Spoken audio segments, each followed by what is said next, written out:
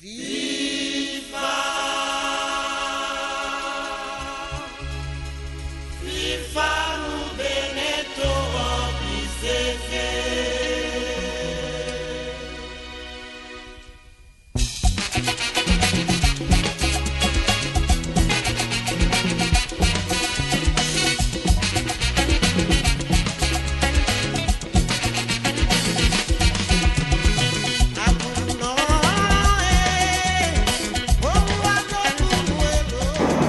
Mes frères et sœurs de Boycon, Boyconoises, c'est Boyconois. Il est arrivé le moment où le cabinet du maire Rufino d'Almeida a décidé d'apporter quelques points de clarification sur les sujets qui défraient la chronique ces derniers jours. Nous voulons d'abord expliquer aux populations que le maire Rufino d'Almeida n'est contre personne. Depuis son installation à la tête du conseil communal de Boycon, il a pour souci essentiel d'œuvrer pour le développement de la ville de Boycon. Et même dans des contextes de turbulence comme c'est le cas actuel, la priorité des priorités pour lui, c'est le développement de Boycon. Et c'est pour cela que ce sur quoi il estime et il souhaite fortement que ses concitoyennes et concitoyens le jugent, c'est sur les réalisations du développement, sur comment la ville est éclairée, comment les populations ont accès à l'eau potable, sur les infrastructures réalisées au profit de l'éducation, au profit de l'enseignement primaire, au profit de l'enseignement secondaire.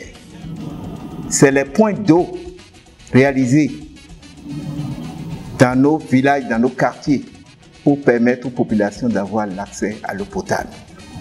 C'est les voies ouvertes, c'est les centres de santé en capacité d'accueillir les malades, c'est le rayonnement culturel de la ville de Boycon, pour ne citer que cela. C'est pour cela que, malgré l'insistance des uns et des autres de le voir se prononcer sur les questions qui défraient aujourd'hui la chronique, il est resté dans ses bottes pour continuer à s'occuper des questions de développement. Mais il se fait que nous, qui sommes membres de son cabinet, nous avons estimé que le droit à l'information fait partie des droits essentiels. Et pour cela, il est de bon ton sur certaines questions, sur certaines préoccupations, d'apporter quand même ce que nous pourrions appeler notre part de vérité. Vous n'êtes pas sans savoir que actuellement, la plupart des communes sont dans une période de transition, où il y a une réforme qui est en mise en œuvre et les différents acteurs s'attellent à mettre en œuvre les différentes dispositions de ces réformes dans les meilleures conditions possibles. Lorsque vous regardez un peu tout ce qui se dit de part et d'autre, notamment sur la gestion des unités économiques et marchandes, puisque c'est de ça qu'il s'agit, lisez bien la préoccupation de toutes les autorités, que ce soit le préfet, que ce soit le procureur de la République, que ce soit le maire, que ce soit la secrétaire exécutive. Dans le fond, tous parlent le même langage. Il n'y a aucune autorité qui soit contre le fait que le maire ait réussi pendant un bon moment à mettre fin au chargement et au déchargement opaque. Personne n'est contre le fait que le maire a mis en place un dispositif pour permettre à ce que la commune puisse améliorer la mobilisation de ressources au niveau des unités économiques et marchandes. Donc, dans le fond, aussi bien le préfet, aussi bien le maire, aussi bien la secrétaire exécutive veulent que les ressources qui se mobilisent au niveau des unités économiques et marchandes soient sécurisées et que cette mobilisation se fasse dans les meilleures conditions possibles. Ils sont tous d'accord pour dire que le chargement et le déchargement opaque constituent un danger, il faut lutter contre. Ils sont tous d'accord pour dire s'il y a des poches de corruption, de nuisance à la gestion des unités économiques et marchandes, il faut les identifier et mettre fin à ça. Tout le reste, c'est les questions de procédure. Que l'on puisse dire c'est le maire qui a compétence à agir, c'est le directeur de la RAGIEM qui a compétence à agir, c'est la secrétaire exécutive qui a compétence à agir, que le préfet prenne un acte, prenne un message pour mettre fin à un arrêté du maire, que la SE prenne une décision pour abroger l'arrêté du maire, tout cela relève de la procédure. Et en matière de procédure, les approches peuvent bel et bien différer. Et il revient à des instances appropriées. Nous sommes dans un pays de droit, de dire la procédure qu'il faut. Ce n'est pas les WhatsApp, dans les WhatsApp qu'on règle les problèmes de procédure. Et nous jouons, nous autres, citoyennes et citoyens du Boycon, à un jeu très dangereux. C'est chercher à opposer à tout point de vue, sur toutes les questions, les autorités qui ont le devoir d'agir en synergie, de se comprendre pour faire le développement.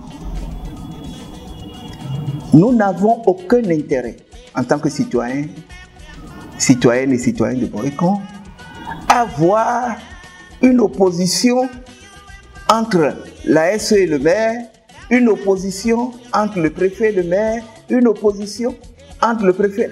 Nous n'avons aucun intérêt. Ce n'est pas pour le développement de Boycon. Il y a lieu de dire que la RAGIEM n'est pas venue pour mettre en place les réformes. Non. La RAGIEM, ce n'est pas les réformes. Les réformes du président Talon ne contenaient pas la RAGIEM. Le maire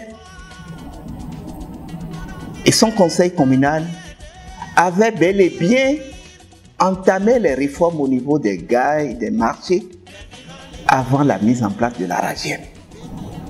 La RAGIEM était l'une des conditionnalités pour permettre à ce que le parc à bus puisse être réalisé et que le partenaire Coopération Suisse qu'on a puisse continuer à nous appuyer. Personne n'obligeait le maire et son conseil communal à mettre toutes les unités économiques et marchandes au niveau de la RAGIEM. S'ils l'ont fait, c'est parce qu'ils veulent le développement du Boycon. Et le maire n'est contre personne. Je voudrais m'adresser à mon grand frère Rémi Ambako pour lui dire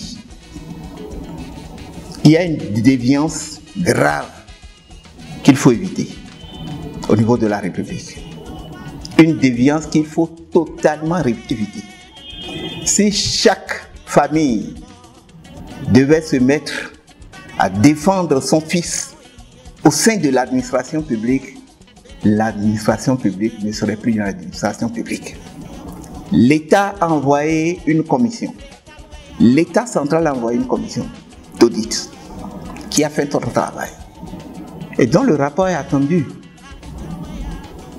Ayons le courage et la patience d'attendre ce rapport.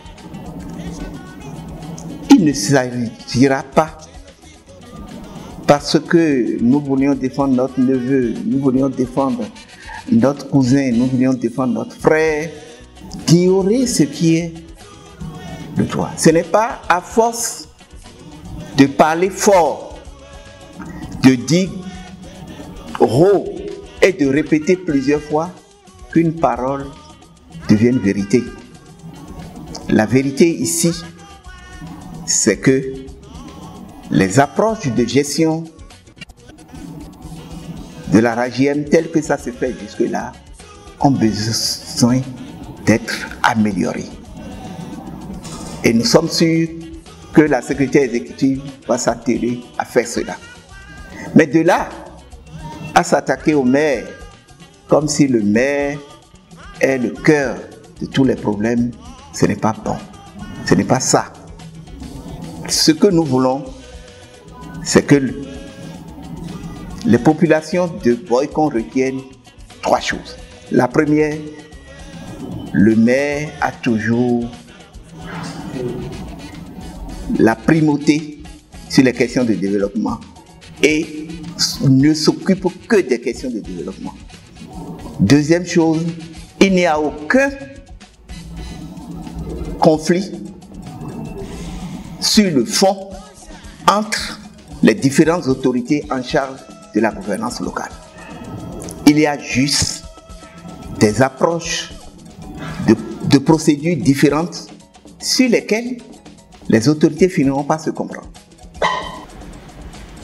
Je voudrais nous inviter donc au calme et que l'on cesse surtout de vouloir opposer les autorités à divers niveaux. Les questions de procédure peuvent s'apprécier différemment. Il y a toujours des instances pour que les gens finissent par se comprendre. Ce qui est important, le préfet et le maire continuent de parler le même langage pour le développement de Boycon. Ce qu'il faut retenir, c'est que la SE, le maire et le préfet continuent d'agir tous, chacun à ce qui le concerne, pour le développement du Boycon. Il n'y a aucun d'eux ne travaille pour l'instant contre le développement de Boycon. Il est important de se calmer.